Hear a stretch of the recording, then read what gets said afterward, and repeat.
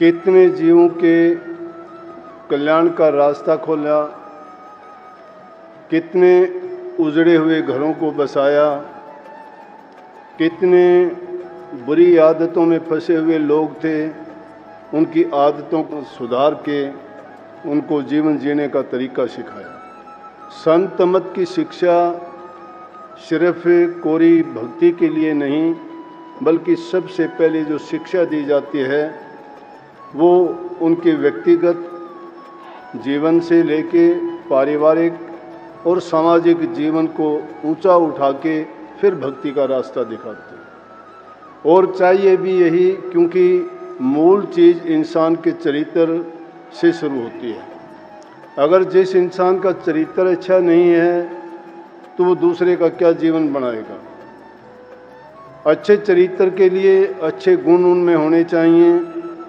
बुराई नाम मात्र की भी अगर इंसान के अंदर होती है तो सब अच्छाइयों को वो ढक लेती है और उसके जीवन को बर्बाद ही कर देती है। इसलिए वो महापुरुष बाल ब्रह्मचारी थे, त्याग की मूर्त थे, इतने सदाचारी और इतने गुणों से भरपूर थे कि एक दिन स्कूल नहीं गए, गरीबी अवस्था में रहे और उस अवस्था में रहते हुए उन्होंने किसी चीज़ की परवाह किए बिना एक ही लगन प्रभु भक्ति की जो मन में जगाई और उसके लिए इतना तप किया, इतना त्याग किया कि उनके साथ के लोग तो अब नहीं हैं, लेकिन हम जैसे देखने वाले ज़रूर हैं कि जिन्होंने उनके जीवन को जांचा, परखा और देखा भी। जांचने परखने की बात मैंने कही, संतों के जीवन को, संतों के क्रियाकलापों को कोई जांच तो नहीं सकता, लेकिन फिर भी कुछ लक्षण ऐसे होते हैं जो हम बारी रूप से उनको देख सकते हैं कि वो किस प्रकार का जीवन जीते हैं। उनका रहन सहन, उनका संग, उनका खान पान, उसकी करनी, ये सब की सब बातें हम देखते हैं कि जो इंसान जैसी संगत में रहता है, जैसा बर्ताव करता है, जैसा उसका व्यवहार होता है, उसके हर क्रिया में कोई ना कोई या तो गुण होता है या अवगुण होता है।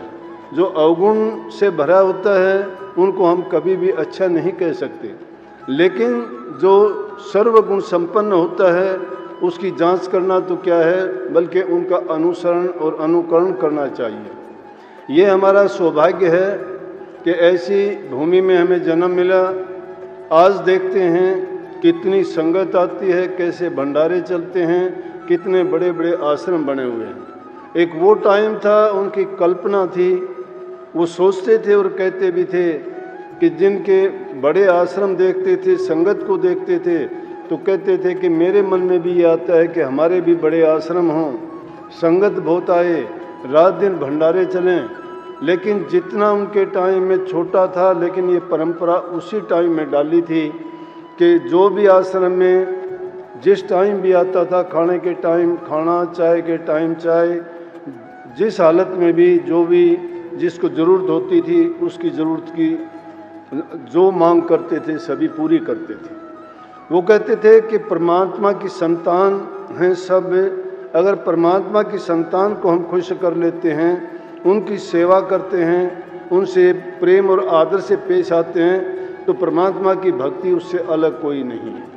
अगर हमारे व्यवहार में कोई अच्छे गुण नहीं हैं, हम दूसरे जीवों से तो नफरत करते हैं, उनको तकलीफ़ देते हैं, या हमारे दिल के अंदर उनके प्रति दया नहीं है, तो फिर भक्ति किस नाम की और किस काम की है।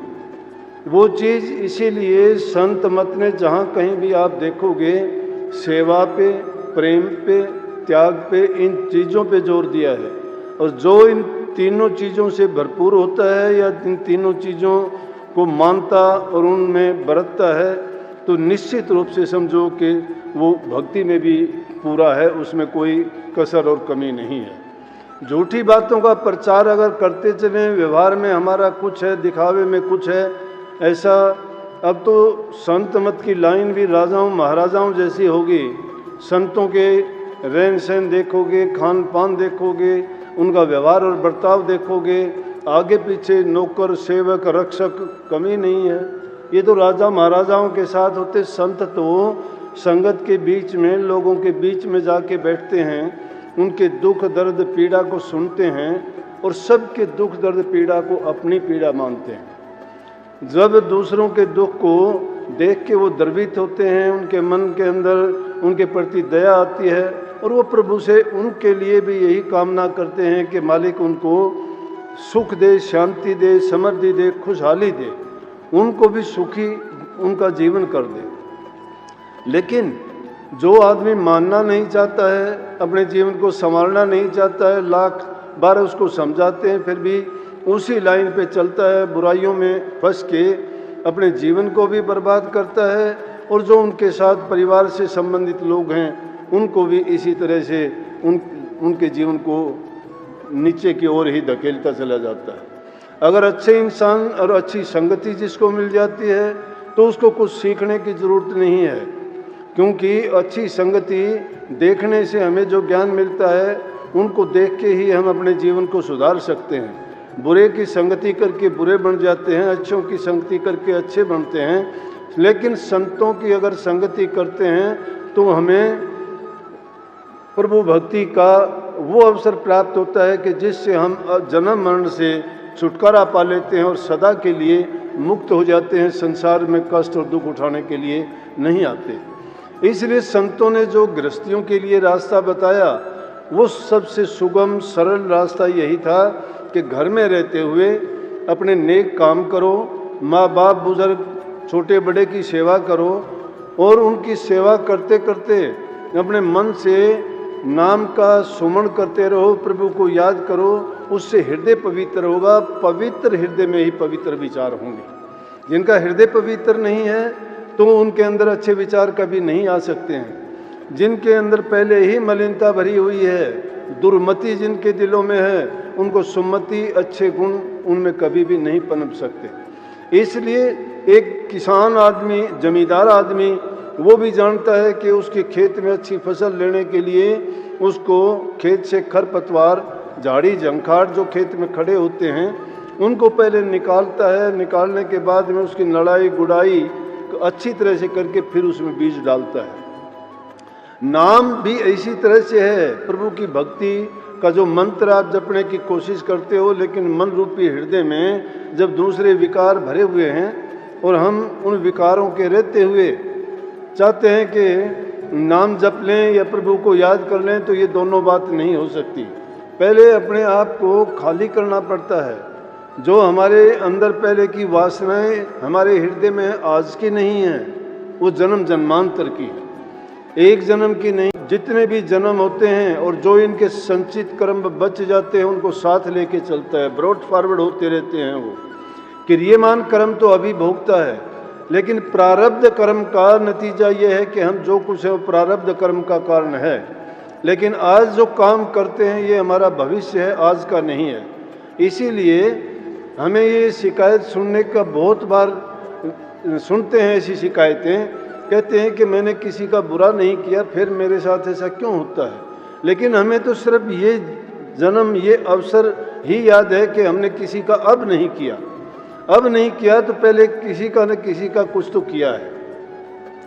देखा होगा कोई जन्म से अंधा पैदा होता है, कोई लूला लंगड़ा पैदा होता है, कोई राजा बादशाह बन के आता है, किसी को कोई फिक्र ही नहीं होती, और कोई पैदा होता है तो उसी टाइम से उसको जीवन उसका भार बन जाता है। ये किसी का और किसी का दोष नहीं, ये जीव अनेक योनियों में घूम घुमा के इंसान का चोला बहुत अच्छे और शुभ कर्मों के बाद जो इसको मिलता है, और इसको पाके भी इसके लिए कितने हमारे शास्त्रों में लिखा है, महापुरुषों ने फरमाया है। वो कहते हैं कि जब गर्भ में ये जीव होता है तो इसको कितने दुख और कष्ट झेलने पड़ते हैं। इस एक की बात है कि एक फकीर जंगल में बैठा हुआ था और एक बहुत कोई बादशाह का राजकुमार था, उसको वहाँ से गुजरना हुआ तो उस महात्मा ने उसको दुआ सलाम नहीं किया। उसको अहंकार था इस बात का। फकीर से जाके कहने लगा तुमने मुझे देखा नहीं? कहने लगा कि देखा आपको मैंने। बोला फिर तुम मुझे जानता नहीं है? ने बोला हाँ जानता हूँ। बोला कौन हूँ मैं? बोला कि तू एक छोटा सा वो कतरा है, कभी तेरे पिता के शरीर में तू एक बिंदु के रूप में था, तेरी माँ के गर्भ में आया तू, 9 महीने तक सिर नीचे किए हुए एक नरक जैसे कुंड में गिरा हुआ था, जिसमें गंदा पानी पीता था, उसी में अपना गंध छोड़ता था, और तू उसमें पड़ा पड़ा ये दुआ करता था परमात्मा से कि मुझे बाहर निकाल, मैं तेरी भक्ति करूँगा, मैं कभी कोई गलती नहीं करूँगा, और सिर्फ अपने जीवन को सफल करने के लिए ही आपको रात दिन याद रखूँगा। उससे तू बाहर आया तो बाहर आने अंदर रहा, तूने तेरी माँ ने कभी गर्म खाया, कभी ठंडा खाया, कभी कुछ किया, सब तकलीफ़ों को तू झेलता हुआ बाहर आया। और बाहर आने के बाद ये दुनियादारी के चंद रोज का जीवन तू जीता है, कुछ दिन की तुझे खुशी मिली होगी, थोड़े बहुत दुनियादारी के पदार्थ तुझे मिल गए, उनको पाके तू अभिमान करता है, लेकिन एक दिन तू भी उसी गली से चला जाएगा जिस गली से दूसरे पापी जीव जाते हैं।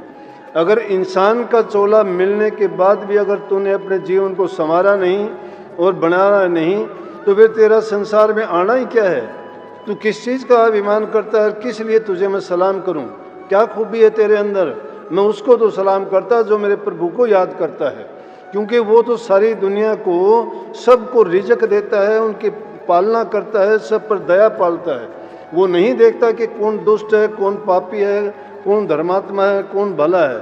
लेकिन तेरी क्या औकात है कि तुझे जो है कहूँ, तेरे से तो लाखों और बहुत अच्छे हैं कि जिनको मिलने से, उसने इतनी बात सुननी थी, जब इंसान को ज्ञान मिलना होता है तो उसको एक ठोकर लगती है, और वो ठोकर ही उसको सारे जीवन को बदल के रख देती है। उस राजकुमार ने ये बात सुनी और उसी टाइम महात्मा के कदमों में जाके गिर गया। जब किसी का अच्छा वक्त आना होता है, उसको कुदरत उसके लिए इंतज़ाम कर देती है, वो अपने आप सही जगह पे पहुंच जाता है, और उस जगह पे पहुंचने के बाद में उसको जो अपने उद्देश्य की पूर्ति करनी होती है वो कर लेता है। इंसान तो गलती का पुतला है, आसपास की संगति है, ये हमारे जो चारों तरफ का वातावरण है उसका बहुत असर पड़ता है। इंसान के ऊपर संगति का, खान पान का, उसके विचारों का, रहन सहन का, ये सारी चीज़ें उसको चरित्र को भी बनाती हैं। चरित्र से इंसान वैसा ही बर्ताव अपने घर परिवार में भी करता है। जहाँ सत्य नहीं है, जहाँ धर्म नहीं है, वहाँ दया नहीं है, और जहाँ ये तीनों चीज़ नहीं है वहाँ प्रभु की भक्ति नहीं है। उस घर को तो शमशान के समान मानो कि जिस घर के अंदर प्रभु की भक्ति नहीं, हरि का नाम नहीं, संत महात्माओं फकीरों का आना जाना नहीं।